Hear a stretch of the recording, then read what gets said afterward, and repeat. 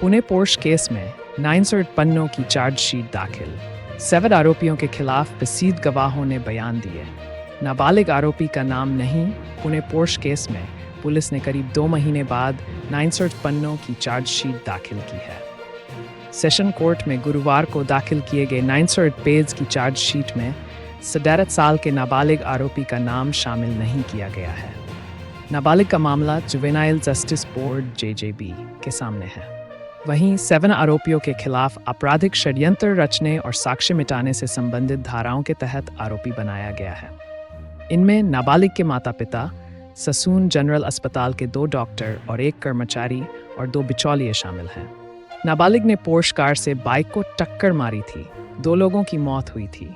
आरोपी ने 19 मई की रात पुणे के कल्याणी नगर इलाके में IT सेक्टर में काम करने वाले बाइक सवार युवक युवती को टक्कर मारी थी, जिससे दोनों की मौत हो गई थी। घटना के समय आरोपी नशे में था। वह 260 किलोमीटर प्रति घंटे की रफ्तार से स्पोर्ट्स कार चला रहा था। नाबालिग आरोपी को हाईकोर्ट ने जमानत दी। बॉम्बे हाईकोर्ट ने 5 जून को नाबालिग को जमानत दे दी थी। तब कोर्ट ने कहा कि हमें आरोपी के साथ वैसे ही पेश आना होगा जैसे हम कानून का उल्लंघन करने वाले किसी और बच्चे के साथ पेश आते, फिर चाहे अपराध कितना भी गंभीर क्यों न हो। हाईकोर्ट के आदेश के बाद किशोर को सुधार गृह से रिहा कर दिया गया और उसकी हिरासत उसकी मौसी को सौंप दी गई थी। हाईकोर्ट ने 3 आधार पर नाबालिग को जमानत दी। 1.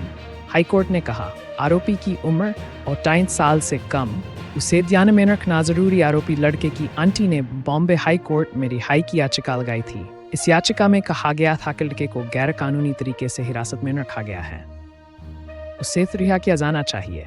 जस्टिस भारती डांगर और मंजूषा देशपांडे ने आरोपी को ऑब्जर्वेशन होम भेजने के जुवेनाइल जस्टिस बोर्ड के आदेश को रद्द कर दिया था।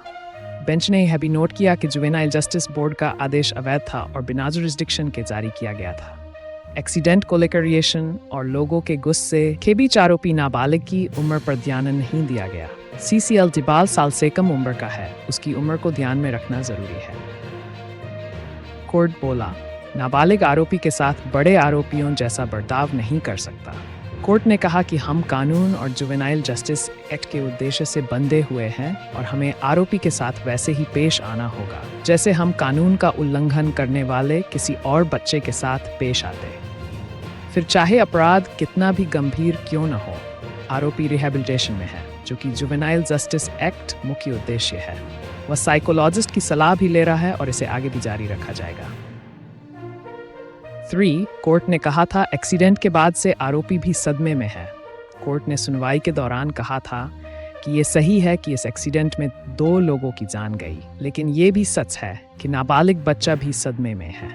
कोर्ट ने पुलिस से भी पूछा था कि जुवेनाइल जस्टिस बोर्ड ने किस नियम के आधार पर अपने बेल ऑर्डर में बदलाव किया था।